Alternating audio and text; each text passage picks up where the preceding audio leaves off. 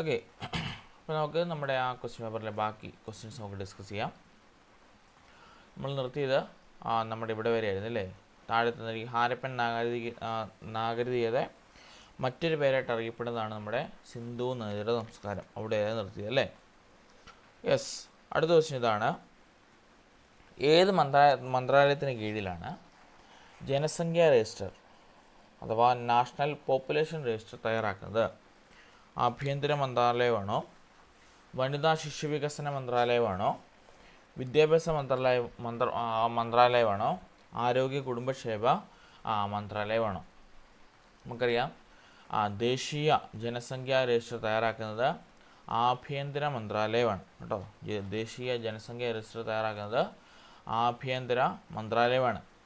നമുക്കറിയാം last census നടന്ന വർഷം നമ്മുടെ 2011 നോർമലി സാധാരണ ഓരോ 10 വർഷം കഴിയുമ്പോഴും സെൻസസ് നടന്നു വരേണ്ടതാണ്. പക്ഷേ കോവിഡ് കാരണം നമുക്ക് 2022 അല്ലെങ്കിൽ 2010 ശേഷം 2021 നടക്കേണ്ടത്. അപ്പോൾ കോവിഡ് കാരണം എന്ത് സംഭവിച്ചില്ല, ഇത് നടത്തുവാനായിട്ട് സാധിച്ചില്ല. അതുകൊണ്ട് നമ്മുടെ ഈ എലക്ഷൻ കഴിഞ്ഞ ശേഷം, ഇപ്പോൾ നമുക്ക് എലക്ഷൻ ഒരെണ്ണം കഴിഞ്ഞതിന് ശേഷം നടക്കുമെന്നാണ് കിട്ടുന്ന അറിവ് കേട്ടോ. ഇപ്പോൾ 24, 25, 26 നമ്മുടെ അടുത്ത ജനസംഖ്യാ രജിസ്റ്റർ രൂപീകരിക്കുമെന്നാണ് അറിയാൻ കഴിയുന്നത്. അപ്പോൾ അത് തയ്യാറാക്കുന്നത് ഏതാണ്? നമ്മുടെ ആഭ്യന്തര മന്ത്രാലയമാണത് തയ്യാറാക്കുന്നത് കേട്ടോ. ഓക്കെ, അടുത്തത് ദേശീയ ജനസംഖ്യാ രജിസ്റ്റർ രൂപീകരിച്ച സെൻസസ് നടന്ന വർഷമാണ് 2011. അത് മിക്കപ്പോഴും ക്വസ്റ്റ്യൻ പേപ്പറുകളാണ്. ലാസ്റ്റ് സെൻസസ് നടന്ന വർഷവും ഏതാണ്? 2011 കേട്ടോ. ഓക്കെ, അടുത്തത് ഒരു പ്രദേശത്ത് നിശ്ചിത കാലയളവിൽ അധിവസിക്കുന്ന ജനങ്ങളുടെ ആകെ എണ്ണമാണ് ജനസംഖ്യ എന്ന് പറയുന്നത്. അതായത് ഒരു പ്രദേശത്ത് നിശ്ചിത കാലയളവിൽ അധിവസിക്കുന്ന ജനങ്ങളുടെ ആകെ എണ്ണത്തിന് പറയുന്ന പേരാണ് പോപ്പുലേഷൻ. ഇപ്പോൾ ഇവിടെ ഒരു ഏരിയ എടുക്കുകയാണെങ്കിൽ ഈ ഏരിയയിൽ എന്താണ് നിശ്ചിതമായിട്ടുള്ള കാലയളവ്, ഇപ്പോൾ ലാസ്റ്റ് 6 മാസം അല്ലെങ്കിൽ ലാസ്റ്റ് വർഷങ്ങളായിട്ട് അധിവസിക്കുന്ന അല്ലെങ്കിൽ താമസിക്കുന്ന ജനങ്ങളുടെ എണ്ണത്തിന് പറയുന്ന പേരാണ് നമ്മുടെ ജനസംഖ്യ അഥവാ പോപ്പുലേഷൻ എന്ന് പറയുന്നത്. അടുത്തത് ലോക ജനസംഖ്യയിൽ ഇന്ത്യയുടെ സ്ഥാനം. നമുക്ക് 2ാം സ്ഥാനമുണ്ട് കേട്ടോ. ലോക ജനസംഖ്യയിൽ നമ്മുടെ ഇന്ത്യക്ക് 2ാം സ്ഥാനമുണ്ട്. അതുപോലെ തന്നെ ലോക ജനസംഖ്യാ ദിനം നമ്മുടെ ജൂലൈ 11 ലോക ജനസംഖ്യാ ദിനം വരുന്നത് ജൂലൈ 11 ഓർത്തിരിക്കണം. ഈ ഒരു ക്വസ്റ്റ്യൻ നോക്കണം. അതായത് ഓരോ 10 വർഷം കൂടുമ്പോഴും നമ്മുടെ ജനസംഖ്യ നടത്തുന്നുണ്ട്. ലാസ്റ്റ് സെൻസസ് നടന്നത് 2011. അതുപോലെ തന്നെ ഒരു പ്രദേശത്തെ നിശ്ചിത കാലയളവിൽ അധിവസിക്കുന്ന ജനങ്ങളുടെ ആകെ എണ്ണത്തിന് പറയുന്ന പേരാണ് ജനസംഖ്യ അഥവാ പോപ്പുലേഷൻ എന്ന് പറയുന്നത്. ഓക്കെ, അതുപോലെ തന്നെ ജനസംഖ്യയിൽ ഇന്ത്യയുടെ സ്ഥാനം 2ാമത്തെ സ്ഥാനമാണെന്നും ഓർത്തിരിക്കണം. ഓക്കെ, അങ്ങനെയാണെങ്കിൽ അടുത്ത ക്വസ്റ്റ്യൻ. സ്കൂൾ കുട്ടികൾക്ക് വേണ്ടിയുള്ള അന്തർദേശീയ പരീക്ഷയായ പിസ ടെസ്റ്റ് അഥവാ പ്രോഗ്രാം ഫോർ ഇൻ്റർനാഷണൽ സ്റ്റുഡൻറ്റ് അസസ്മെൻറ്റുമായി ബന്ധപ്പെട്ട് ചില പ്രസ്താവനകൾ വിലയിരുത്തുക. നമ്മുടെ സ്കൂൾ കുട്ടികൾക്ക് വേണ്ടി അന്തർദേശീയ തലത്തിൽ, അതായത് ഇൻ്റർനാഷണലായിട്ട് നമ്മൾ നടത്തുന്ന ഒരു പരീക്ഷയാണ് പിസ ടെസ്റ്റ് എന്ന് പറയുന്നത്. അതുമായിട്ടുള്ള പ്രസ്താവനകൾ വിലയിരുത്താൻ പറയുന്നത്. മറ്റു രാജ്യങ്ങളുമായി താരതമ്യപ്പെടുത്തുമ്പോൾ നമ്മുടെ കുട്ടികൾ എവിടെ നിൽക്കുന്നു എന്ന് വിലയിരുത്തേണ്ടത് അനിവാര്യമാണ്. അതുപോലെ തന്നെ വായന, ഗണിതം, ശാസ്ത്രം എന്നീ വിഷയങ്ങളിലാണ് പിസ പരീക്ഷയിലൂടെ കുട്ടികളുടെ കഴിവ് വിലയിരുത്തുന്നത്. ഇനി 2000 ആരംഭിച്ച പിസ 3 വർഷം കൂടുമ്പോഴാണ് നടത്താറുള്ളത്. പിസ റാങ്കിങ്ങിൽ മികച്ചു നിൽക്കുന്ന രാജ്യങ്ങളിലൊന്നാണ് ഇന്ത്യ. 2021 നടന്ന പിസ പരീക്ഷയിൽ കേരളം അടങ്ങുന്ന 4 ഇന്ത്യൻ സംസ്ഥാനങ്ങളിൽ നിന്നുള്ള കുട്ടികൾ പങ്കെടുത്തിട്ടുണ്ട്. അപ്പോൾ ഈ പറഞ്ഞ പോയിൻ്റ് എല്ലാം തെറ്റാണ്. അതായത് പിസ എന്ന് പറഞ്ഞ നമ്മുടെ program for international student assessment എന്ന് പറഞ്ഞ പരീക്ഷയിൽ ഈ പറഞ്ഞ പോയിൻറ്റ്സുകളെല്ലാം തന്നെ ശരിയാണ് കേട്ടോ. ഇനിയും വേണമെങ്കിൽ ഇനിയും ചോദിക്കാൻ പോകുന്നത് 2020 നമ്മുടെ NCF വന്നിരുന്നില്ലേ, കേരള കരിക്കുലം ഫ്രെയിംവർക്ക്, അതുപോലെ തന്നെ നാഷണൽ കരിക്കുലം ഫ്രെയിംവർക്കും വന്നിരുന്നു. അതിൽ നിന്ന് വേണമെങ്കിൽ ഇനി ഒരു ചോദ്യം ചോദിക്കാം. അല്ലായെന്നുണ്ടെങ്കിൽ ഇന്നലെ പത്രം വായിച്ചിരുന്നു. ഇന്നലത്തെ പത്രം നമ്മുടെ SSLCയുടെ ഫലം വന്നപ്പോൾ ഒരു വാർത്ത അതിന് തൊട്ട് താഴെ ഉണ്ടായിരുന്നു. എന്നാണെന്നറിയോ? ഇനി എഴുതി വാങ്ങണമെന്ന് പറഞ്ഞാലും വായിച്ചിരുന്നോ? അതായത് ഇപ്പോഴത്തെ ഒരു സ്റ്റാൻഡേർഡ് വെച്ചുകൊണ്ട് നമുക്ക് 10% വരെ എഴുതി വാങ്ങിച്ചാൽ മതി, ബാക്കി 20% ടീച്ചർമാർ C എന്ന് പറഞ്ഞ് മാർക്കിടും. ശരിയല്ലേ? ആ ഒരു മാർക്കിട്ട് മൊത്തം 35% ഉണ്ടെങ്കിൽ കുട്ടികൾ ജയിച്ചു പോകായിരുന്നു. അതുകൊണ്ടാണ് 10ാം ക്ലാസ്സിൽ എത്രയാണ് നമുക്ക് 99 സംതിങ് അടുത്ത് എന്ത് കിട്ടുന്നത്, വിജയ ശതമാനം കിട്ടുന്നത്. അപ്പോൾ അടുത്ത വർഷം മുതൽ 30% കുട്ടികളത് എഴുതി തന്നെ വാങ്ങണമെന്ന് കമ്പൽസറി ആയിട്ട് നിർദ്ദേശം വരുവാണ്, അല്ലെങ്കിൽ റൂള് വരുവാണ്. അത് നടപ്പിലായാൽ നമ്മുടെ കേരളത്തിലുള്ള വിദ്യാഭ്യാസ സമ്പ്രദായത്തിൽ വരാൻ പോകുന്നൊരു വലിയ മാറ്റം തന്നെയായിരിക്കും ഇനി ഈ കാലത്ത് വരാൻ പോകുന്നത്. അതായത് വരുന്ന കാലയളവിൽ നമുക്ക് 30% വരെ എത്രയാണ് കുട്ടികൾ എഴുതി വാങ്ങണം. അതിനുശേഷമേ, അതായത് കുട്ടികൾ സ്വന്തമായിട്ട് ടി ആയിട്ട് വാങ്ങണം, ബാക്കി സി ആയിട്ട് ബാക്കി മാർക്ക് മാത്രമേ കൊടുക്കാവുള്ളൂ എന്ന് ഒരു നിയമം വരാൻ പോകാമെന്നാണ് പറഞ്ഞത്. അതുപോലെ തന്നെ അതിൻ്റെ താഴേക്ക് വായിച്ചായിരുന്നു ഈ വാർത്തകൾ, വായിച്ചിരുന്നോ നിങ്ങൾ? ഇന്നലെ നടന്ന SLC പരീക്ഷയുടെ തൊട്ട് താഴെ തന്നെയുള്ള വാർത്തയായിരുന്നു ഇനി എഴുതി വാങ്ങണം. അതായത് എഴുത്ത് പരീക്ഷയ്ക്ക് നമ്മുടെ കുട്ടികൾക്ക് മാർക്ക് കുറവാണ്, അവരെ പാസ്സാക്കി വിടുന്ന നമുക്കറിയാലോ, അവരെ പാസ്സാക്കി നമ്മൾ ജയിപ്പിച്ച് വിടുന്ന പ്രവണത കുറയ്ക്കണം. എങ്കിൽ മാത്രമേ നമ്മുടെ ഉന്നത വിദ്യാഭ്യാസ സമ്പ്രദായം വളരുമെന്നൊരു കോൺസെപ്റ്റിലോട്ട് എത്തിക്കൊണ്ടാണ് അവർ ആ സ്റ്റഡീസ് പറഞ്ഞത്. അതുപോലെ നമുക്കറിയാം 1ാം ക്ലാസ് തൊട്ട് 8ാം ക്ലാസ് വരെ ഓൾ പ്രൊമോഷനാണ്, ശരിയല്ലേ? 1 മുതൽ 8 വരെ നമ്മുടെ സ്കൂളുകളിലെല്ലാം തന്നെ ഓൾ പ്രൊമോഷനാണ്. തോൽവി അല്ലെങ്കിൽ ക്ലാസ് ബായ്ക്ക് പുറകോട്ട് നമ്മൾ തോൽപ്പിച്ചിടുക എന്നൊരു വാക്കില്ല. അതിന് കാരണം പിള്ളേരിലുണ്ടാകേണ്ട കൊച്ചു പിള്ളേരാണ്. അപ്പോൾ അവരിൽ വിഷമങ്ങൾ കാര്യങ്ങളൊക്കെ ഉണ്ടാവാതിരിക്കാനായിട്ടാണ് ഈ പറഞ്ഞ എന്തില്ലാത്തത്, നമ്മൾ ക്ലാസ്സിൽ തോൽപ്പിക്കാത്തത്. അതും ഒരു നിശ്ചിത കാര്യങ്ങൾക്കല്ല, അല്ലെങ്കിൽ നിശ്ചിതമായിട്ടുള്ള മാർക്ക് ഇനി വരുന്ന ക്ലാസ്സുകളിൽ വാങ്ങിയില്ല എന്നുണ്ടെങ്കിൽ ക്ലാസ്സുകളിൽ തോൽപ്പിക്കാം എന്ന് പറഞ്ഞൊരു നിയമവും വരാൻ പോവുകയാണ്. ഈ 2 നിയമങ്ങളും നടപ്പിലാക്കിയാൽ ഞാൻ പറഞ്ഞല്ലോ, നമ്മുടെ കേരള കരിക്കുലം അല്ലെങ്കിൽ കേരള വിദ്യാഭ്യാസ സമ്പ്രദായത്തിൽ വരാൻ പോകുന്ന ഏറ്റവും ഉയർന്ന, അല്ലെങ്കിൽ ഏറ്റവും ഇന്നേ വരെ കഴിഞ്ഞിട്ടില്ലാത്തൊരു മാറ്റമായിരിക്കും സംഭവിക്കാൻ പോകുന്നത്. കാരണം നമുക്കറിയാം, പണ്ടത്തെയൊക്കെ നമ്മുടെ അമ്മമാരൊക്കെ പഠിക്കുന്ന സമയത്ത് അവർ പ്രീ ഡിഗ്രി എന്നാണ് പറഞ്ഞുകൊണ്ടിരുന്നല്ലേ, അതിലവർ ഇത്രയും മാർക്കിന് എഴുതി തന്നെ എടുക്കണമായിരുന്നു. കണ്ടിട്ടുണ്ടോ അവരുടെയൊക്കെ സർട്ടിഫിക്കറ്റ്? അല്ലെങ്കിൽ അവർ തോറ്റുപോയേനെ. അത് ഏത് ക്ലാസ്സിലാണെങ്കിലും അവരങ്ങനെ, അതായത് എഴുതി തന്നെ വാങ്ങണം. ഒരു പ്രോഗ്രസ് കാർഡിന് നമുക്കറിയാൻ പറ്റും, മൊത്തത്തിൽ 216 അല്ലേ, 218 മാർക്ക് ഉണ്ടായിരുന്നു വേണ്ടത്, 200 സംതിങ് മാർക്കാണ് വേണ്ടത്. എല്ലാ സബ്ജക്റ്റോട് കൂട്ടി മിനിമം അവർ എഴുതി വാങ്ങണം. പക്ഷേ ഇന്നത്തെ കാലത്ത് അങ്ങനെ ഇല്ല, ഗ്രേഡിങ് സമ്പ്രദായം വന്നു. അതുകൊണ്ട് തന്നെ കുട്ടികൾക്ക് ഈ പറഞ്ഞ എക്സ്റ്റേണൽ ആയിട്ടുള്ള കരിക്കുലത്തിന് മാർക്കുകൾ കിട്ടിത്തുടങ്ങി. അതുകൊണ്ട് തന്നെ ചുമ്മാ വന്നു പോകുന്നതിനും സർട്ടിഫിക്കറ്റ് അല്ലെങ്കിൽ 10ാം ക്ലാസ് പാസ്സാകാമെന്നൊരു ലാഘവത്തോടെയാണ് ഇപ്പോൾ കുട്ടികൾ പരീക്ഷ എഴുതുന്നൊരു ചിന്താഗതി ഉയർന്നു വന്നു. അതുകൊണ്ട് തന്നെയാണ് നമ്മുടെ വിജയ ശതമാനം ഇത്രയും ഉയരുവാനായിട്ട് കാരണം. അപ്പോൾ അതിൻ്റെ കുറച്ചുകൂടി നമ്മുടെ വിദ്യാഭ്യാസ സമ്പ്രദായത്തിന് മാറ്റങ്ങൾ വരുത്താനാണ് ഈ 2 റൂൾ വരുന്നത്. ഓർത്തിരുന്നണം, ആ കാര്യങ്ങളും ഇമ്പോർട്ടൻ്റ് ആണ്. ഇന്നലെ പരീക്ഷയിൽ വന്നതാണ്. ഇന്ന് എത്രയാണ്? ഇന്നലെ മിനിഞ്ഞാന്നത്തെ. ഇന്നലെ +2 പരീക്ഷ വന്നു, വിജയ ശതമാനം കണ്ടോ, 74 സംതിങ് അടുത്തേ ഉള്ളൂ. കാരണം 100 കുട്ടികളിൽ 25 പേര് തോറ്റു എന്നാണ് അർത്ഥം. അതിൽ ഓർക്കേണ്ട കാര്യമാണ്, കേരളത്തിലാകെ 100% കിട്ടിയ സർക്കാർ സ്കൂളുകൾ 7 ഉള്ളൂ. ഒന്ന് ആലോചിച്ച് നോക്കി, വിജയം എങ്ങോട്ട് പോയെന്ന് ഉണ്ടോ? അതായത് കേരളത്തിൽ മൊത്തത്തിൽ SSLC വന്നപ്പോൾ ഇങ്ങനെ ഒരു സിസ്റ്റം കിടക്കുന്നതുകൊണ്ട് തന്നെ കേരളത്തിൽ മൊത്തം വിജയ ശതമാനം വന്നത് 99 സംതിങ് ആണ്. ഏകദേശം 100 പേരിൽ 99 പേര് ജയിച്ചു എന്നാണ് അതിനർത്ഥം. 99 100-നടുത്ത് തന്നെ സംഖ്യ കേട്ടോ, 0.5 അടുത്ത് തന്നെ ഒരു വാല്യൂ കിട്ടിയത്.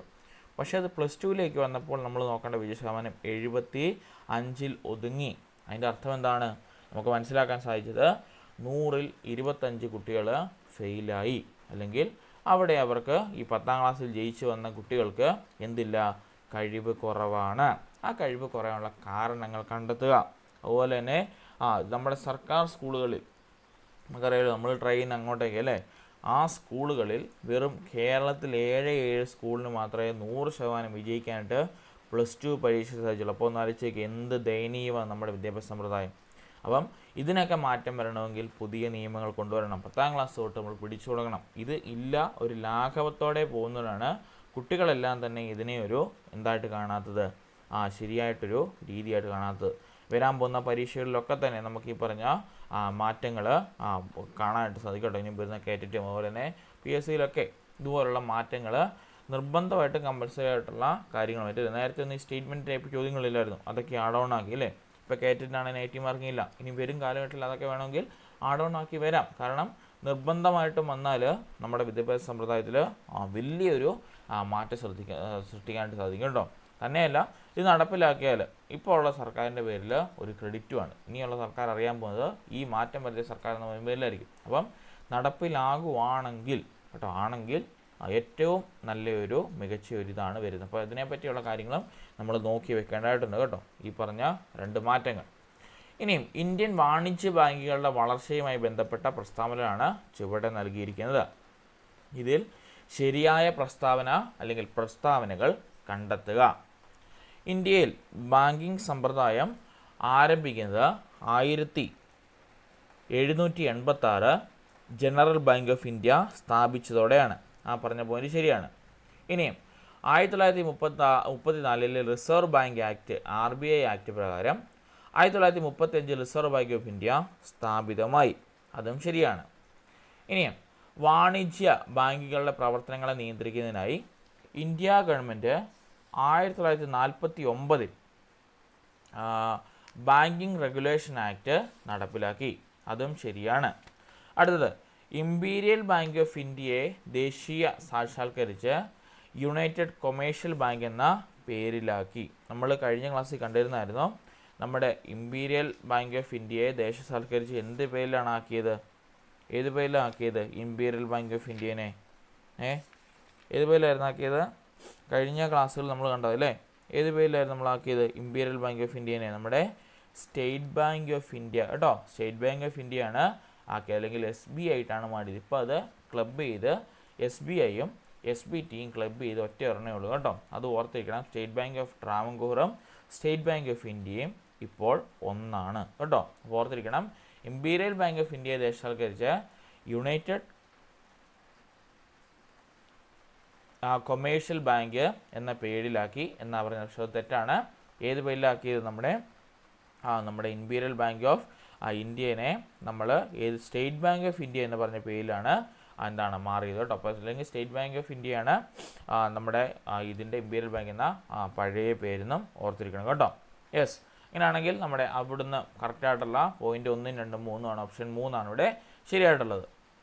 ഓക്കെ, അങ്ങനെയാണെങ്കിൽ നമുക്ക് പൊതുമേഖലാ വാണിജ്യ ബാങ്കുകളുടെ പ്രവർത്തനം നിയന്ത്രിക്കുന്ന ബാങ്കാണ് റിസർവ് ബാങ്ക്. ഭാരതീയ സ്റ്റേറ്റ് ബാങ്കും അതിൻ്റെ അനുബന്ധ ബാങ്കും ദേശസാൽകൃത ബാങ്കുകളും റീജിയണൽ റൂറൽ ബാങ്കുകളും ചേർന്നാണ് പൊതുമേഖലാ വാണിജ്യ ബാങ്കുകൾ. അടുത്തത്, വാണിജ്യ ബാങ്കുകൾ നിക്ഷേപങ്ങൾ സമാഹരിക്കുന്ന അല്ലെങ്കിൽ സ്വീകരിക്കുന്ന രീതികളാണ്. 1 സമ്പാദ്യ നിക്ഷേപം, 2 പ്രചലിത നിക്ഷേപം, 3 സ്ഥിര നിക്ഷേപം, 4 ആവർത്തിത നിക്ഷേപം.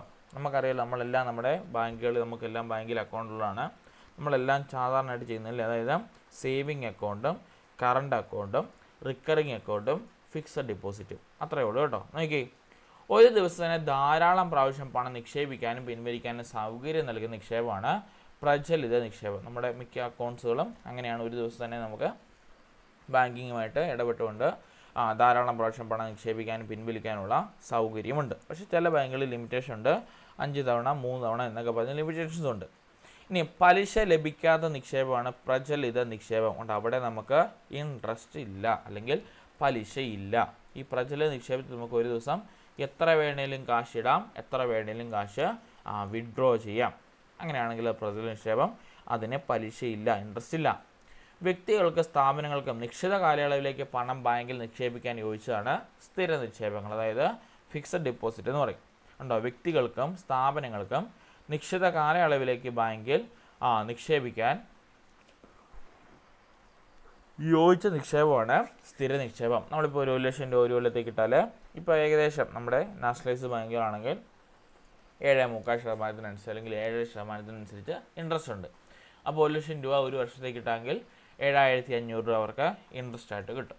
അപ്പോൾ അങ്ങനെ വരുമ്പോൾ അതൊരു സ്ഥിര നിക്ഷേപമാണ്. അതായത് ഒരു ഫിക്സഡ് ആയിട്ട് നമ്മൾ ഡെപ്പോസിറ്റ് ചെയ്യുക, ഒരു നിശ്ചിത കാലയളവിന് ശേഷം നമ്മളത് പിൻവലിക്കുക. അതാണ് സ്ഥിര നിക്ഷേപം എന്ന് പറയുന്നത്.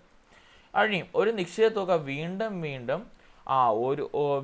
ഒരു തുക വീതം ഒരു പ്രത്യേക കാലയളവിലേക്ക് എല്ലാ മാസവും നിക്ഷേപിക്കുകയാണെങ്കിൽ അത് ആവർത്തന നിക്ഷേപം, അത് റിക്കറിങ് എന്ന് പറയും. ഇപ്പോൾ 2000 രൂപ വെച്ച് നമ്മൾ 12 മാസത്തേക്ക് സ്ഥിരമായിട്ട് എല്ലാ മാസവും 4-ാം തീയതി കടന്ന് അല്ലെങ്കിൽ നമ്മൾ ഇടുവാണെങ്കിൽ അതിന് പറഞ്ഞ പേരാണ് ആവർത്തന നിക്ഷേപം അല്ലെങ്കിൽ നമ്മുടെ റിക്കറിങ് അക്കൗണ്ട് എന്ന് പറയുന്നത്. നമ്മളതും ചെയ്യുന്ന അല്ലേ, നമ്മൾ മിക്കവരും ചെയ്യുന്ന ഒരു സംഭവമാണ് ഈ റിക്കറിങ് അക്കൗണ്ട്. ഇപ്പോൾ എല്ലാ മാസവും 1-ാം തീയതി 2000 രൂപ വെച്ച് നമ്മൾ 12 മാസം കൊടുക്കുമ്പം നമുക്ക് ആ തുകയും അതിൻ്റെ കൂട്ടത്തിൽ അതിൻ്റെ ഒരു ഇൻട്രസ്റ്റ് തുകയുമായിട്ടുള്ള തുകയായിരിക്കും നമുക്ക് 12 മാസം കഴിയുമ്പോൾ പിൻവലിക്കാൻ പറ്റുന്നത്. അപ്പോൾ അങ്ങനെ ഒരു നിശ്ചിതമായിട്ടൊരു തുക ഒരു പ്രത്യേക കാലയളവിൽ എല്ലാ മാസവും നിക്ഷേപിക്കുന്ന പറയുന്ന പേരാണ് ആവർത്തിത നിക്ഷേപം എന്ന് പറയുന്നത്. ഇനി റിസർവ് ബാങ്കിൻ്റെ ആസ്ഥാനം നമുക്കറിയാം മുംബൈയിലാണ്.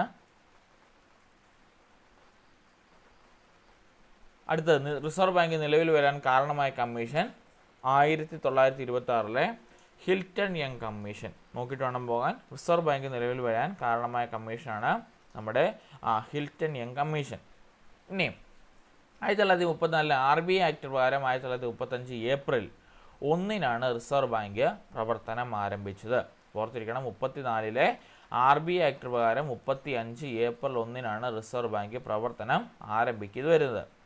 ഇനി 1949 ജനുവരി 1-ന് ബാങ്കിങ് റെഗുലേഷൻ ആക്ട് പ്രകാരം RBI ദേശസാൽക്കരിച്ചു. അപ്പോൾ ചോദിക്കാം, RBI ദേശസാൽക്കരിച്ച വർഷം എന്നാണ്? 1949 കേട്ടോ. ഇനി ബാങ്കിങ് റെഗുലേഷൻ ആക്ട് പാസ്സാക്കിയത് 1949-ലാണ്. നമ്മുടെ ബാങ്കിങ്ങിൻ്റെ റെഗുലേഷൻ ആക്ട് പാസ്സാക്കിയത് 1949-ലാണ്. ഇനി റിസർവ് ബാങ്കിൻ്റെ ആദ്യ ഗവർണർ ഓസ്ബോൾ ആർക്കൽ സ്മിത്ത് ആണ്. ഓർത്തിരിക്കണം, റിസർവ് ബാങ്കിൻ്റെ ആദ്യ ഗവർണറായിട്ടുള്ളത് ഓസ്ബോൾ ആർക്കൽ സ്മിത്ത് ആണ്. ഇനിയും RBI ഗവർണർ ആയ ശേഷം ഇന്ത്യൻ പ്രധാനമന്ത്രിയായ വ്യക്തിയാണ് മൻമോഹൻ സിംഗ്. കഴിഞ്ഞ ക്വസ്റ്റ്യൻ പേപ്പർ നമ്മൾ കണ്ടാണ്, നോക്കിയിട്ട് വേണം പോകാൻ. RBI ഗവർണർ ആയതിനു ശേഷം ഇന്ത്യൻ പ്രധാനമന്ത്രിയായ വ്യക്തിയാണ് മൻമോഹൻ സിംഗ്. ഇനി ഇന്ത്യക്കാരനായ ആദ്യ RBI ഗവർണറാണ് CD ദേശ്മുഖ്. ഓർത്തിരിക്കണം, ഇന്ത്യക്കാരനായ ആദ്യ RBI ഗവർണറാണ് CD ദേശ്മുഖ്. ഇനിയും RBI സ്റ്റാഫ് കോളേജ് സ്ഥിതി ചെയ്യുന്ന സ്ഥലമാണ് ചൈന കേട്ടോ. ഓർത്തിരിക്കണം, RBI സ്റ്റാഫ് കോളേജ് സ്ഥിതി ചെയ്യുന്ന സ്ഥലമാണ് ചൈന. അതുപോലെ തന്നെ റിസർവ് ബാങ്കിനെ പറ്റി ശരിയായിട്ടുള്ള പ്രസ്താവനകൾ ചോദിച്ചാൽ നമ്മൾ എഴുതാനായിട്ടുണ്ട്. ഇത് ഈ ബോക്സിലുള്ള പോയിന്റ് എല്ലാം തന്നെ ഇമ്പോർട്ടൻ്റ് ആണ്. റിസർവ് ബാങ്കാണ് ബാങ്കുകളുടെ ബാങ്ക് എന്നറിയപ്പെടുന്നത്. റിസർവ് ബാങ്കാണ് വായ്പകളുടെ നിയന്ത്രണങ്ങൾ ഏർപ്പെടുത്തുന്നത്. അതുപോലെ തന്നെ റിസർവ് ബാങ്കാണ് വിദേശ നാണയത്തിൻ്റെ സൂക്ഷിപ്പുകാരൻ എന്നറിയപ്പെടുന്നത്. റിസർവ് ബാങ്കിൻ്റെ ചിഹ്നത്തിലുള്ള മൃഗം കടുവയാണ്. അതിൻ്റെ ചിഹ്നത്തിലുള്ള വൃക്ഷം എണ്ണപ്പന കേട്ടോ. ഇത് രണ്ടും നോക്കണം. ഏതാണ് അതിൻ്റെ റിസർവ് ബാങ്കിൻ്റെ ചിഹ്നത്തിലുള്ള മൃഗം കടുവയും അതിൻ്റെ ചിഹ്നത്തിലുള്ള വൃക്ഷം എണ്ണപ്പനയുമാണ്. അതുപോലെ തന്നെ ബാങ്കുകളുടെ ബാങ്ക്, ബാങ്കേഴ്സ് ബാങ്ക് എന്നും വായ്പകളുടെ നിയന്ത്രകൻ അല്ലെങ്കിൽ എല്ലാ വായ്പകളും നിയന്ത്രിക്കുന്ന ആളെന്നും അതുപോലെ തന്നെ വിദേശ നാണയത്തിൻ്റെ സൂക്ഷിപ്പുകാരനെന്നും ഒക്കെയുള്ള പേരിൽ ആരാണ്? നമ്മുടെ റിസർവ് ബാങ്കാണ് അറിയപ്പെടുന്നത്. ഓർത്തിരിക്കണം, മറന്നു പോകരുത്, ഇമ്പോർട്ടൻ്റ് ആണ് കേട്ടോ. ഇതിൽ നിന്നുള്ള ചോദ്യം നമ്മുടെ ചോദിച്ചിട്ടുണ്ട് കേട്ടോ. ചൈന അല്ലേ മനോമി RBI സ്റ്റാഫ് കോളേജ് സ്ഥിതി ചെയ്യുന്നത്? RBI സ്റ്റാഫ് കോളേജ് അല്ല, ഉറപ്പാണോ? RBI staff college Chennai. Okay ഞാൻ വായിച്ചതിന് കുഴപ്പമില്ലേ? ഓക്കെ ചെന്നൈ കേട്ടോ, ചൈനയല്ല, ചെന്നൈ കേട്ടോ. ഓക്കെ RBI സ്റ്റാഫ് കോളേജ് സ്ഥിതി ചെയ്യുന്നത് ചെന്നൈയിലാണ്. ചൈനയെന്നാണ് വായിച്ചതല്ലേ? ഓക്കെ ചെന്നൈ കേട്ടോ, ചെന്നൈ. Okay yes. അപ്പോൾ റിസർവ് ബാങ്ക് എന്താണ്? നമ്മുടെ റിസർവ് ബാങ്കാണ് ബാങ്കുകളുടെ ബാങ്ക് എന്നും വായ്പകളുടെ നിയന്ത്രകൻ എന്നും അതുപോലെ തന്നെ വിദേശ നാണയത്തിൻ്റെ സൂക്ഷിപ്പുകാരനെന്നും റിസർവ് ബാങ്കിൻ്റെ ചിഹ്നത്തിലുള്ള മൃഗം കടുവയാണെന്നും അതുപോലെ തന്നെ റിസർവ് ബാങ്കിൻ്റെ ചിഹ്നത്തിലുള്ള വൃക്ഷം എണ്ണപ്പനയാണെന്ന് ഓർത്തിരിക്കണം. റിസർവ് ബാങ്കിനെ പറ്റി താഴെ പറയുന്ന പ്രസ്താവനകൾ ശരിയായത് ഏത് തെറ്റായത് ഏത് വേണമെങ്കിൽ ചോദിക്കാം, ഇമ്പോർട്ടൻ്റ് ആണ് കേട്ടോ. യെസ്, ഇപ്പോഴത്തെ നമ്മുടെ RBI ഗവർണറാണ് ഈ പൗഡറിൽ കാണുന്ന ശക്തികാന്ത് ദാസ് കേട്ടോ. ഇപ്പോഴത്തെ RBI ഗവർണറാണ് ശക്തികാന്ത് ദാസ് കേട്ടോ. ഇനിയും RBIയുടെ 25ാമത്തെ ഗവർണറാണ് ഇദ്ദേഹം കേട്ടോ. RBIയുടെ റിസർവ് ബാങ്ക് ഓഫ് ഇന്ത്യയുടെ 25ാമത്തെ ഗവർണറാണ് ഈ ശക്തികാന്ത് ദാസ്. ഓക്കെ, ഇത്രയും കാര്യങ്ങൾ ഓർത്തിരിക്കണം നമ്മുടെ ബാങ്കുകളെ പറ്റി. അടുത്ത ക്വസ്റ്റ്യൻ, താഴെ നൽകിയിരിക്കുന്ന ഉപേദീയ നദികളിൽ പെടാത്തത് ഏത്? നമ്മുടെ ഗ്രൂപ്പുകളിൽ കഴിഞ്ഞ ദിവസം വന്നിരുന്നു. ഉപേദീയ നദികളും അതുപോലെ തന്നെ നമ്മുടെ മറ്റു നദികളുമായിട്ടുള്ള ഒരു ഫോട്ടോ വന്നിരുന്നില്ലേ? അതിൽ നമ്മൾ കണ്ടതാണ് ഉപീതീയ നദികൾ ഏതാണെന്ന് വെച്ചാൽ ഗോദാവരി, നർമ്മദ, മഹാനദി, അതുപോലെ തന്നെ ബ്രഹ്മപുത്ര. നമ്മുടെ ഓപ്ഷൻ്റെ അകത്ത് ഉപീതീയ നദികളിൽ ഉൾപ്പെടാത്തത് ബ്രഹ്മപുത്രയാണ് കേട്ടോ. ബ്രഹ്മപുത്രയാണ് ആ ഉപീതീയ നദികളിൽ ഉൾപ്പെടാത്തത്. നോക്കി ഇവിടെയുണ്ട് ഏതൊക്കെയാണ് ഉപീതീയ നദികൾ നോക്കിയേ. ഗോദാവരി, മഹാനദി, നർമ്മദ, കൃഷ്ണ, കാവേരി, താപ്തി എന്നിവയാണ് പ്രധാന ഉപീതീയ നദികൾ. ഓർത്തിരിക്കണം, ഗോദാവരി, മഹാനദി, നർമ്മദ, കൃഷ്ണ, കാവേരി, താപ്തി കേട്ടോ. ഇവയാണ് പ്രധാനമായിട്ടുള്ള ഉപീതീയ നദികൾ. ഇനി പ്രധാന ഹിമാലയൻ നദികളാണ് സിന്ധു, ഗംഗ, ബ്രഹ്മപുത്ര കേട്ടോ. സിന്ധു, ഗംഗ, ബ്രഹ്മപുത്ര നമ്മുടെ ഹിമാലയൻ നദികളാണ്. ആ മൂന്നെണ്ണം പഠിച്ചു വെക്കുക. ബാക്കിയെല്ലാം നമ്മുടെ ഉപീതീയ നദികളാണെന്ന് ഓർത്ത് വെക്കുക കേട്ടോ. ഓർത്തിരിക്കണം, പ്രധാന ഹിമാലയൻ നദികൾ സിന്ധു, ഗംഗ, ബ്രഹ്മപുത്രയും അതുപോലെ തന്നെ പ്രധാന ഉപീതീയ നദികളായിട്ട് നമ്മുടെ ഗോദാവരി, മഹാനദി, നർമ്മദ, അതുപോലെ തന്നെ കൃഷ്ണ, കാവേരി, താപ്തി ആണെന്നും ഓർത്തിരിക്കണം. ഓക്കെ, അടുത്തത് ഇന്ത്യയിലെ ഉപഭൂഖണ്ഡത്തിലെ ഏറ്റവും വലിയ നദിയാണ് സിന്ധു. ഓർത്തിരിക്കണം, ഇന്ത്യൻ ഉപഭൂഖണ്ഡത്തിലെ ഏറ്റവും വലിയാണ് എന്താണ് നമ്മുടെ സിന്ധു നദി എന്ന് പറയുന്നത്. അതുപോലെ തന്നെ സിന്ധു നദിയുടെ ആകെ നീളം വരുന്നത് 2880 കിലോമീറ്ററാണ് കേട്ടോ. സിന്ധു നദിയുടെ ആകെ ദൂരം എന്ന് പറയുന്നത് 2880 കിലോമീറ്ററാണ്. ഇനി സിന്ധു നദി ഇന്ത്യയിലൂടെ ഒഴുകുന്ന ദൂരം 709 ദൂരം മാത്രമേ ഇന്ത്യയിലൂടെ ഒഴുകുന്നുള്ളൂ. ഇനി സിന്ധുവിൻ്റെ പ്രധാന പോഷക നദികളാണ് ധലം, ചിനാബ്, രവി, സത്ലജ്, ബിയാസ്. അതിൻ്റെ പോഷക നദികളാണ് നമ്മുടെ ഝലം, ചിന്നാബ്, രവി, സത്ലജ്, ബിയാസ് എന്നിവ. ഇനി പഞ്ചനദികളുടെ നാടെന്നറിയപ്പെടുന്നതാണ് പഞ്ചാബ് കേട്ടോ. പഞ്ച എന്ന് കേട്ടാൽ പഞ്ചാബ് എന്ന് ഓർത്താൽ മതി കേട്ടോ. പഞ്ചനദികളുടെ നാടെന്നറിയപ്പെടുന്നതാണ് പഞ്ചാബ്. ഇനി പടിഞ്ഞാറോട്ട് ഒഴുകുന്ന ഏക ഹിമാലയൻ നദിയാണ് സിന്ധു. ചോദിച്ചിട്ടുണ്ട്, നോക്കണം. പടിഞ്ഞാറോട്ട് ഒഴുകുന്ന ഏക ഹിമാലയൻ നദിയാണ് സിന്ധു നദി. ഇന്ത്യൻ ഉപഭൂഖണ്ഡത്തിലെ ഏറ്റവും പടിഞ്ഞാറുള്ള നദിയും സിന്ധു നദി തന്നെയാണ് കേട്ടോ. ഇന്ത്യൻ ഉപഭൂഖണ്ഡത്തിലെ ഏറ്റവും പടിഞ്ഞാറോട്ടുള്ള നദിയും ഏതാണ്? നമ്മുടെ സിന്ധു നദി തന്നെയാണ്. അറബിക്കടലിൽ പതിക്കുന്ന ഏക ഹിമാലയൻ നദിയും സിന്ധു നദി തന്നെയാണ് കേട്ടോ. അറബിക്കടലിൽ ചെന്ന് പതിക്കുന്ന ഏക ഹിമാലയൻ നദിയും നമ്മുടെ സിന്ധു നദി തന്നെയാണ്. പൂർണ്ണമായും ഇന്ത്യയിലൂടെ ഒഴുകുന്ന സിന്ധുവിൻ്റെ പോഷക നദിയാണ് ബിയാസ് കേട്ടോ. ഓർത്തിരിക്കണം, ബിയാസ് ആണ് പൂർണ്ണമായും ഇന്ത്യയിലൂടെ ഒഴുകുന്ന സിന്ധുവിൻ്റെ പോഷക നദിയായി അറിയപ്പെടുന്നത്. ഇനിയും സിന്ധുവിൻ്റെ ഏറ്റവും ചെറിയ പോഷക നദിയും ഏതാണ്? ബിയാസ് തന്നെയാണ്. സിന്ധു നദിയുടെ ഏറ്റവും ചെറിയ പോഷക നദിയും ബിയാസ് തന്നെയാണ്. ഇന്ത്യയിലൂടെ ഒഴുകുന്ന സിന്ധു നദിയുടെ ഏറ്റവും നീളം കൂടിയ പോഷക നദിയാണ് സത്ലജ്. ഏറ്റവും നീളം കുറവാണെങ്കിൽ അത് ബിയാസും, അതുപോലെ തന്നെ ഏറ്റവും നീളം കൂടിയതാണെങ്കിൽ അത് എന്താണ്? നമ്മുടെ സത്ലജുമാണ്. ഇനി സിന്ധുവിൻ്റെ ഏറ്റവും വലിയ പോഷക നദി ചിനാബാണ് കേട്ടോ. സിന്ധുവിൻ്റെ ഏറ്റവും വലിയ പോഷക നദിയായിട്ട് അറിയപ്പെടുന്നത് ചിനാബാണ്. ലാഹോറിൻ്റെ നദി എന്നറിയപ്പെടുന്നത് രവിയാണ് കേട്ടോ. ചോദിച്ചിട്ടുണ്ട്, ലാഹോറിൻ്റെ നദി എന്നറിയപ്പെടുന്നത് രവിയാണ്.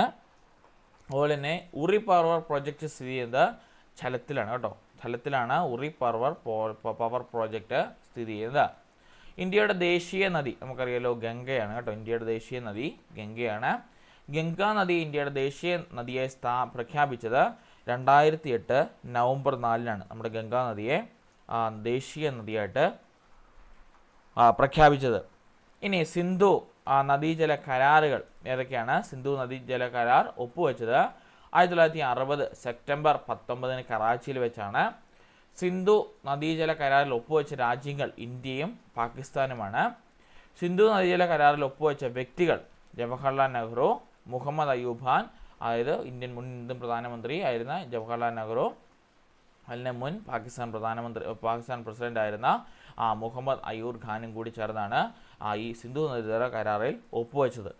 സിന്ധു നദീജല കരാറിന് മധ്യസ്ഥത വഹിച്ചത് ലോക ബാങ്കാണ് കേട്ടോ. വേൾഡ് ബാങ്കാണ് ഇതിന് മധ്യസ്ഥത വഹിച്ചത്, മീഡിയേറ്ററായിട്ട് നിന്നത്.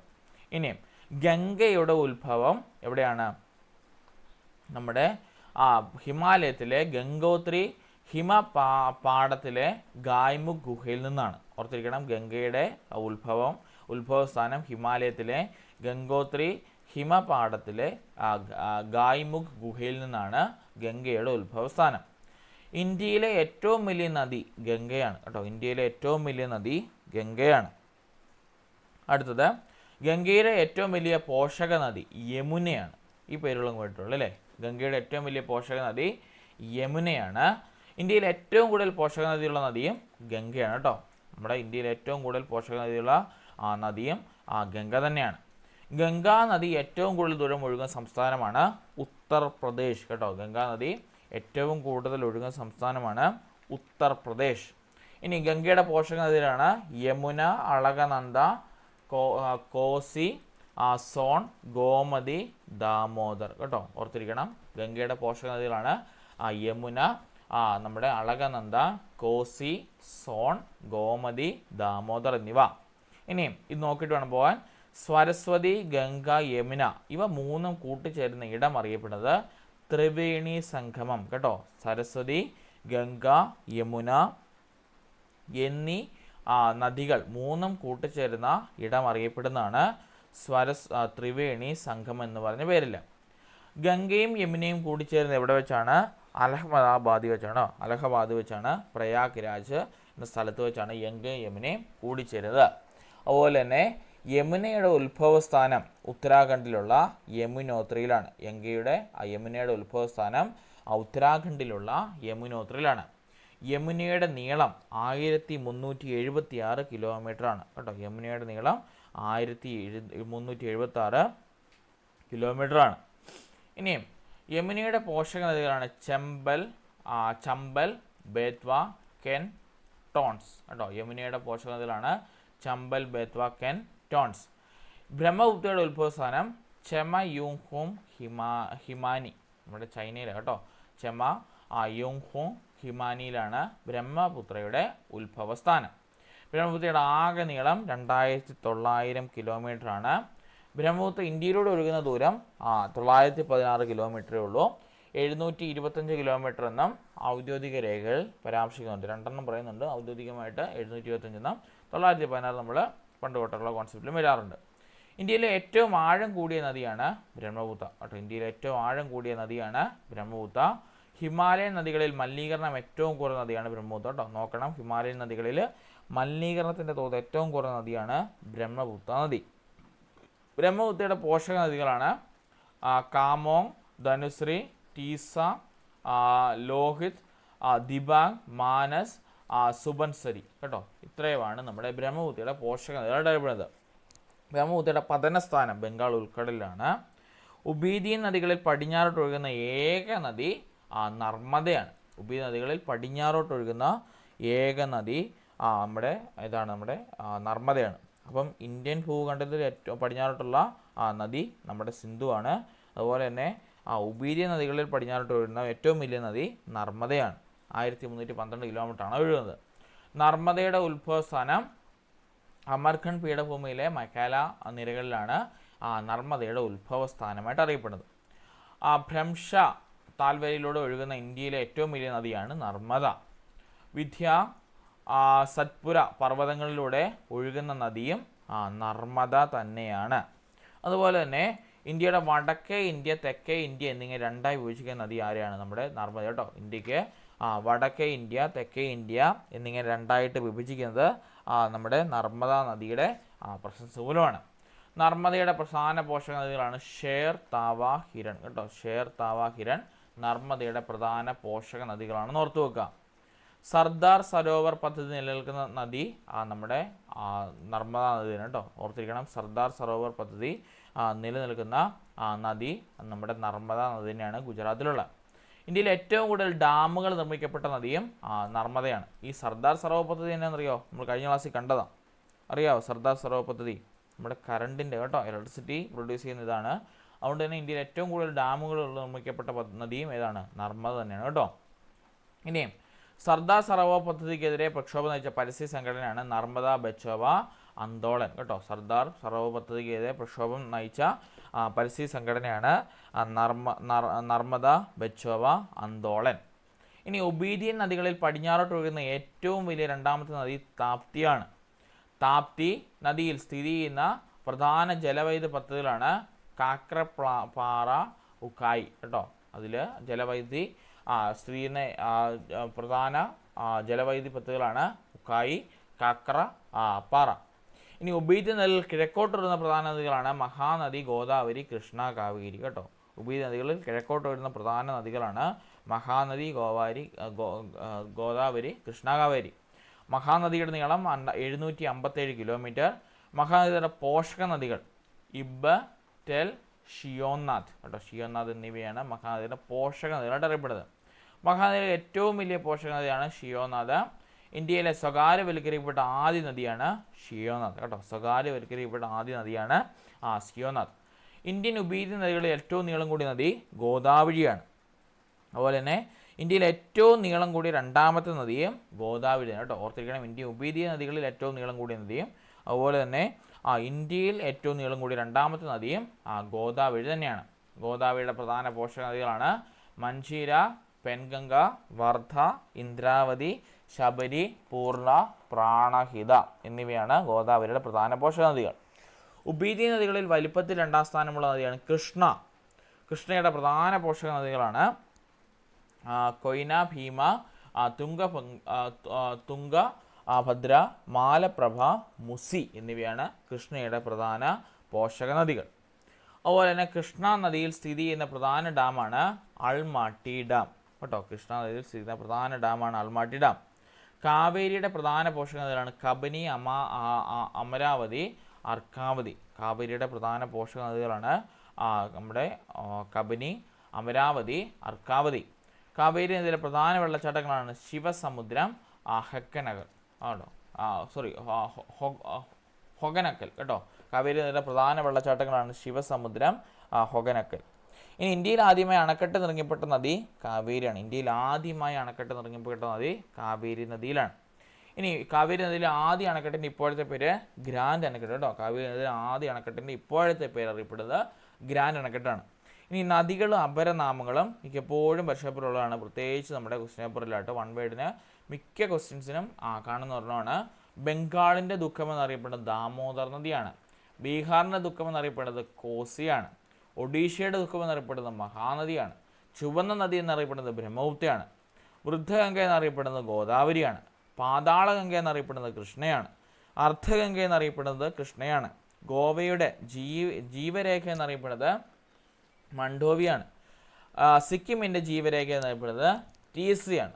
പ്രത്യേകിച്ച് ഈ പറഞ്ഞ നദികളും അപരനദികളും നോക്കിയിട്ട് വേണം പോകാൻ. പരീക്ഷയ്ക്ക് ഒരുപാട് തവണ ആവർത്തിച്ചിട്ടുണ്ട്. ബംഗാളിൻ്റെ ദുഃഖം ദാമോദർ, ബീഹാറിൻ്റെ ദുഃഖം കോസി, ഒഡീഷയുടെ ദുഃഖം മഹാനദി, ചുവന്ന നദിയായിട്ട് ബ്രഹ്മപുത്ര, വൃദ്ധഗംഗയായിട്ട് ഗോദാവരി, പാതാളഗംഗയായിട്ട് കൃഷ്ണ, അർദ്ധഗംഗയായിട്ട് കൃഷ്ണ, ഗോവയുടെ ജീവരേഖയായിട്ട് മൺട്രോവൈ, അതുപോലെ തന്നെ സിക്കിമിൻ്റെ ജീവരേഖയായിട്ട് ടീസ കേട്ടോ. ഇത്രയും കാര്യങ്ങൾ ഓർത്തിരിക്കണം, നദികളും അതിൻ്റെ അപരനാമങ്ങളും.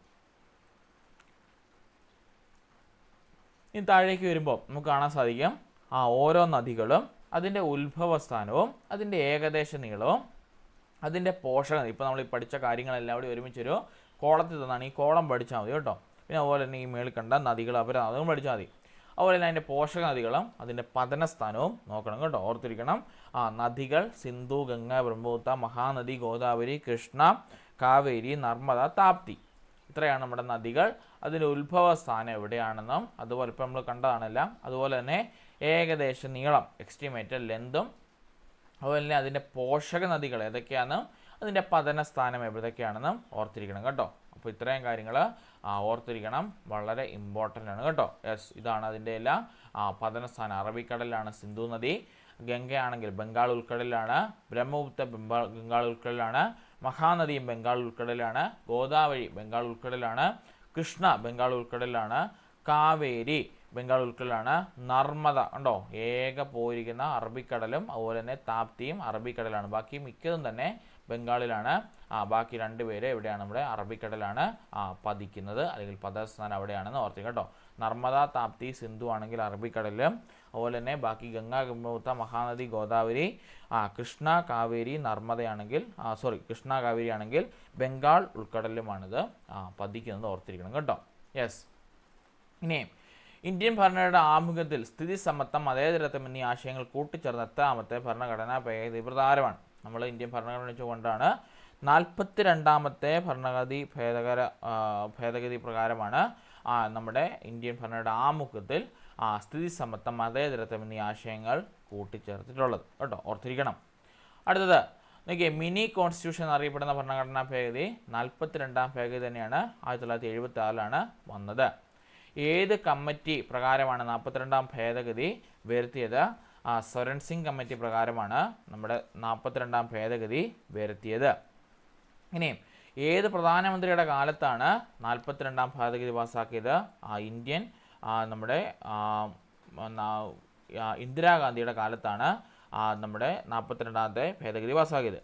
ഇനി ഇന്ത്യൻ ഭരണഘടനയുടെ ആമുഖം ഓരോ തവണ ഭേദഗതി ചെയ്യപ്പെടുന്നത് 42ാം ഭേദഗതി തന്നെയാണ് കേട്ടോ. ഇന്ത്യൻ ഭരണഘടനയുടെ ആമുഖം ഓരോ തവണ ഒരേ ഒരു തവണ ഭേദഗതി ചെയ്തത് 42ാം ഭേദഗതിയോട് ഓർത്തിരിക്കണം. ഇന്ത്യൻ ഭരണഘടന ആമുഖം ഉണ്ടോ, ഒരേ ഒരു തവണ ഭേദഗതി ചെയ്തത് 42ാം ഭേദഗതി തന്നെയാണ്.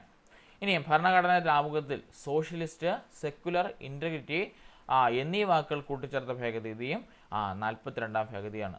അതുപോലെ തന്നെ നമ്മുടെ മൗലിക കടമകൾ ഇന്ത്യൻ ഭരണഘടനയിൽ കൂട്ടിച്ചേർത്ത ഭേദഗതി 42ാം ഭേദഗതിയാണ്. മൗലിക കടമകൾ നോക്കിയിട്ടാണ് പോകാൻ ഉൾക്കൊള്ളുന്ന ഇന്ത്യൻ ഭരണഘടനയിലെ ഭാഗം 4A കേട്ടോ, അല്ലെങ്കിൽ നമ്മുടെ ടെക്സ്റ്റ് ബുക്ക് ഒക്കെ തുറന്നു നോക്കാൻ കാണുന്നത് 42ാം ഭേദഗതിയിൽ പാർട്ട് 4Eയിലാണിത് പറഞ്ഞിരിക്കുന്നത്.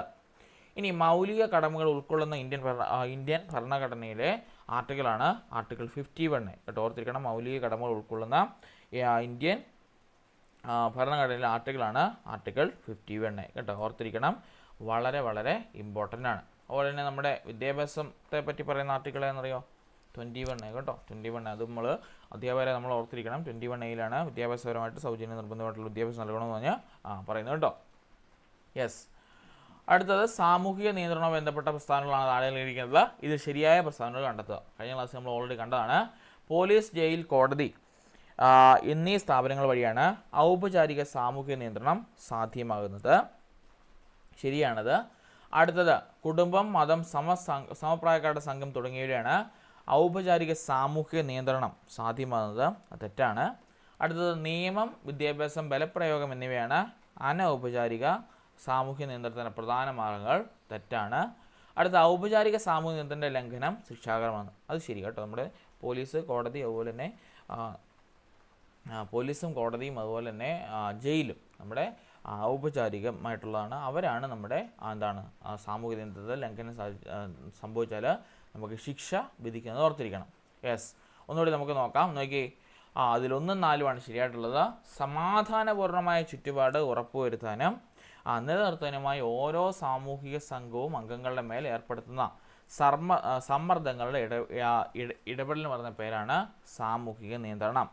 സാമൂഹിക നിയന്ത്രണം നടത്തുന്ന സാമൂഹിക സ്ഥാപനങ്ങളാണ് കണ്ടോ, കുടുംബം, മതം, വിദ്യാലയം, സാമ്പത്തിക രാഷ്ട്രീയ സ്ഥാപനങ്ങൾ.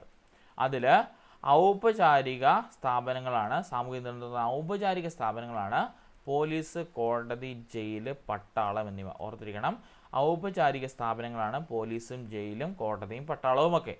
ഇനിയും അർദ്ധസംഘങ്ങൾക്ക് ഉദാഹരണമാണ് ആളുകളുടെ കൂട്ടം. അനൗപചാരിക സാമൂഹ്യ നിയന്ത്രണങ്ങളുടെ കൂട്ടത്തിൽപ്പെടാത്തതാണ് നിയമങ്ങൾ കേട്ടോ. അതായത് ഇവിടെ ഉപയോഗിക്കുന്ന നിയമങ്ങളൊന്നും അനൗപചാരിക സാമൂഹ്യ നിയന്ത്രണത്തിൻ്റെ കൂട്ടത്തിൽപ്പെടാത്തതാണ്. ഇനി സാമൂഹ്യ നിയന്ത്രണത്തിൻ്റെ ലക്ഷ്യങ്ങൾ എന്തൊക്കെയാണ്? സാമൂഹ്യക്ഷേമം നിലനിർത്തുക, അതുപോലെ തന്നെ സാമൂഹ്യ ഐക്യം സ്ഥാപിക്കുക, വ്യക്തികളുടെ പെരുമാറ്റ നിയന്ത്രണം, സാംസ്കാരിക പൊരുത്തക്കേടുകൾ തടയുക എന്നതാണ് സാമൂഹിക നിയന്ത്രണത്തിൻ്റെ പ്രധാന ലക്ഷ്യങ്ങൾ. ഇനി ആചാരങ്ങൾ, നാട്ടുനടപ്പുകൾ, വിശ്വാസങ്ങൾ, പാരമ്പര്യങ്ങൾ എന്നിവ ഏത് തരം സാമൂഹിക നിയന്ത്രണം ബന്ധപ്പെട്ടിരിക്കുന്നു?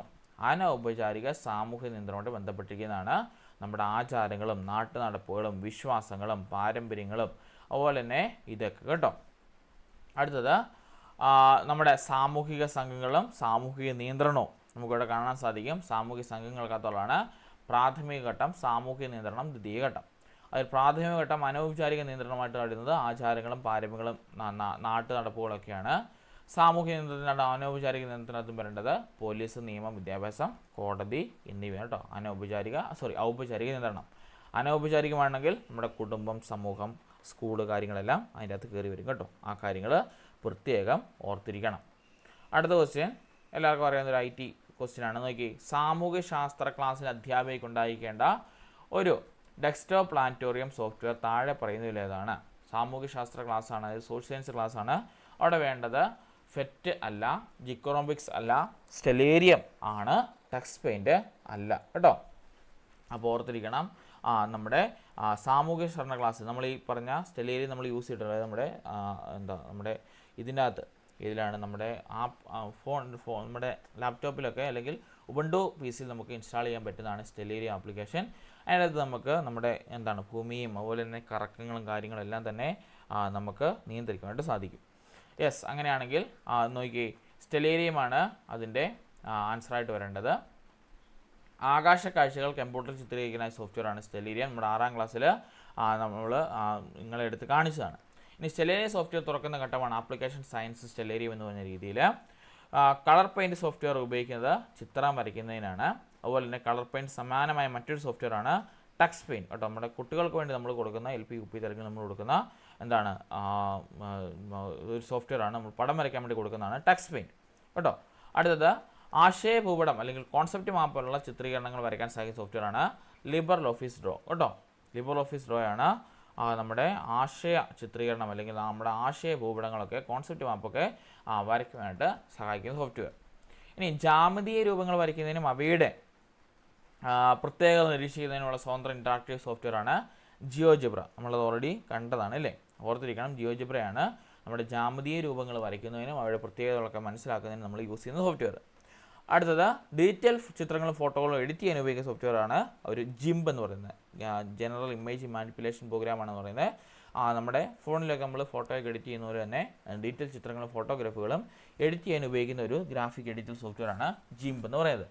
ഇമേജ് എഡിറ്റർ സോഫ്റ്റ്വെയറുകളാണ് ജിംബ് ഉണ്ട്, ഫോട്ടോഷോപ്പ് ഉണ്ട്, കൃതയുണ്ട്, പിക്കാസോ ഉണ്ട്, ഇമേജ് മാജിക് ഉണ്ട് കേട്ടോ. ഇത്രയുമാണ് നമ്മുടെ എന്തെന്ന് പറയുന്നത് ഇമേജ് എഡിറ്റിംഗ് സോഫ്റ്റ്വെയർ ആയിട്ട് അറിയപ്പെടുന്നത്. ഒരു ക്വസ്റ്റ്യൻ കൂടി ഉള്ളൂ നമ്മുടെ ആ ഭാഗത്തുനിന്ന് നമുക്കത് നോക്കിയിട്ട് നിർത്താം. കേരളത്തിലെ പൊതുവിദ്യാലയങ്ങളുടെ കുട്ടികൾക്ക് വിദ്യാ സ്റ്റാൻഡിലൂടെ ക്ലാസ്സുകൾ നൽകുന്ന സംസ്ഥാനത്തിൽ ലഭ്യമാക്കിക്കൊണ്ടിരിക്കുന്ന സ്ഥാപനമാണ് കൈറ്റ് അല്ലേ. അതിൻ്റെ ഫുൾ ഫോം ആണ് വേണ്ടത്, Kerala infrastructure and technology for education. അതാണ് കൈറ്റിൻ്റെ ഫുൾ നെയിം. ഓക്കെ, പഴയ IT സ്കൂൾ പദ്ധതി 2017 ആഗസ്റ്റിലാണ് അതിൻ്റെ പ്രവർത്തനങ്ങളുടെ വ്യാപ്തി വർദ്ധിപ്പിക്കാനായി രൂപാന്തരപ്പെട്ടതാണ് കൈറ്റ് അല്ലെങ്കിൽ Kerala infrastructure four technology and education എന്ന് പറയുന്നത്.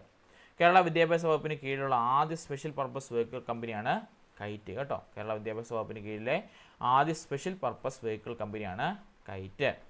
സംസ്ഥാനത്തെ 1 മുതൽ 12 വരെ ക്ലാസ്സുകളുടെ വിദ്യാർത്ഥികളുടെയും അധ്യാപകരുടെയും വിവരങ്ങൾ ഉൾപ്പെടുത്തിയ ഓൺലൈൻ സംവിധാനവും നമ്മുടെ സമ്പൂർണ്ണയ്ക്കാണ് ഉള്ളത്. നമ്മൾ സമ്പൂർണ്ണയിൽ കയറി ലോഗിൻ ചെയ്യുന്നതാണ് അല്ലേ.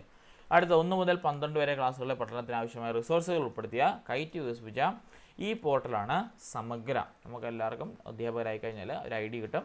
നമുക്ക് ടീച്ചർമാരുടെ കാര്യങ്ങളെല്ലാം തന്നെ ആയി നമുക്ക് പെഡഗോഗിക് അനാലിസിസും അതുപോലെ തന്നെ ഡെയിലി അഫയേഴ്സും എല്ലാം നമുക്ക് ഡെയിലി നമുക്കുള്ള ടീച്ചർമാരെല്ലാം തന്നെ നമുക്ക് അവിടുന്ന് എടുക്കുവാനായിട്ട് സാധിക്കും. അപ്പോൾ 1 മുതൽ 12 വരെയുള്ള ക്ലാസ്സുകളിലേക്കുള്ള കുട്ടികളുടെ പഠനത്തിന് ആവശ്യമായിട്ടുള്ള റിസോഴ്സുകൾ ഉൾപ്പെടുത്തിയ കൈറ്റ് വികസിപ്പിച്ച ഈ പോർട്ടലാണ് സമഗ്ര.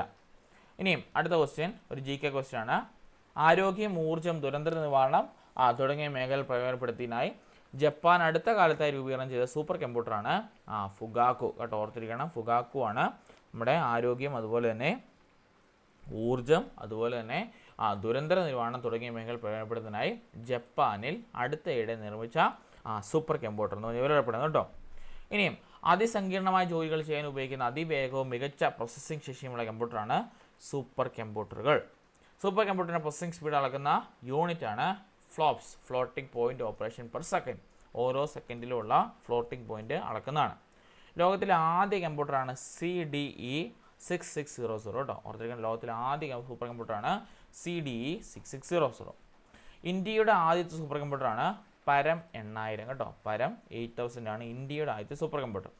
ഇന്ത്യയിലെ ഏറ്റവും വേഗതയേറിയ സൂപ്പർ കമ്പ്യൂട്ടറാണ് പരംസിദ്ധി AI. നമുക്കറിയാലോ പരംസിദ്ധി AI നമ്മുടെ ആർട്ടിഫിഷ്യൽ ഇൻ്റലിജൻസ് വന്നതോടെ നമ്മൾ ഒരുപാട് മേഖലകളിൽ നമുക്കിപ്പം മാറ്റങ്ങൾ വന്നു തുടങ്ങിയില്ല. അപ്പോൾ ഇന്ത്യയിലെ ഏറ്റവും വേഗതയേറിയ super കമ്പ്യൂട്ടറാണ് Param Siddhi AI.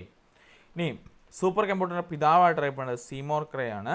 Indian super computer പിതാവായിട്ട് അറിയപ്പെടുന്നത് വിജയ് D ഭട്ടറാണ് കേട്ടോ. ഇത്രയും കാര്യങ്ങൾ ഓർത്ത് വെക്കണം. കാരണം ഇന്നത്തെ കാലത്ത് നമ്മുടെ ഒക്കെ നിൽക്കുന്ന കാലം ആയതുകൊണ്ട് തന്നെ ഈ ടൈപ്പിലുള്ള ഒരു ജനറൽ നോളജ് ക്വസ്റ്റ്യൻ ചോദിക്കാനുള്ള സാധ്യതകൾ വളരെ കൂടുതലാണ് കേട്ടോ. അതുതന്നെയല്ല നമ്മുടെ അധ്യാപകർക്ക് പോലും ഇപ്പം കുട്ടികളെ പഠിപ്പിക്കാനായിട്ടുള്ളൊരു അവസരം നഷ്ടപ്പെടുമോ ഇല്ലയോ എന്നുള്ള ആശങ്കയിലാണ് നമ്മുടെ വന്നതോടുകൂടി അല്ലേ. അപ്പോൾ ആ കാര്യങ്ങൾ പ്രത്യേകം ഓർത്തിരിക്കണം. നമ്മുടെ സൂപ്പർ കമ്പ്യൂട്ടറിൻ്റെ പിതാവാരാണെന്നും ഇന്ത്യൻ സൂപ്പർ കമ്പ്യൂട്ടർ പിതാവാരാണെന്നും ഇന്ത്യയിലെ ആദ്യത്തെ സൂപ്പർ കമ്പ്യൂട്ടർ ഏതെന്നും ഇന്ത്യയിലെ ഏറ്റവും വേഗതയേറിയ സൂപ്പർ കമ്പ്യൂട്ടർ ഏതെന്നും നമ്മൾ ഓർത്തിരിക്കണം കേട്ടോ. അപ്പോൾ ഇത്രയാണ് നമ്മുടെ ജനറൽ പാർട്ടിയിൽ നിന്ന് സോഷ്യൽ എന്നുള്ള ചോദ്യങ്ങൾ. വളരെ ഇമ്പോർട്ടൻ്റ്. അതുപോലെ തന്നെ കറണ്ടായിട്ട് കഴിഞ്ഞ ക്വസ്റ്റ്യൻ പേപ്പർ വെച്ച് നോക്കുമ്പോൾ ഇന്ന് എനിക്ക് തോന്നുന്നു ഈ ഒരു 20 ക്വസ്റ്റ്യനകത്തൊരു 8 പഴയ ക്വസ്റ്റ്യൻ പേപ്പറിനകത്തുള്ള ആൻസേഴ്സാണ്. ശരിയല്ലേ?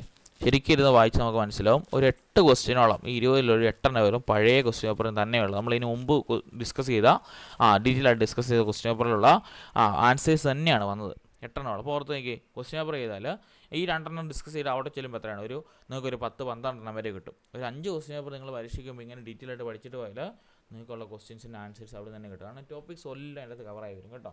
സോ നമുക്ക് ആ രീതിക്ക് പോകാം. അപ്പം നമുക്ക് വൈകുന്നേരം കാണാം കേട്ടോ. യെസ്, അപ്പോൾ താങ്ക് യു.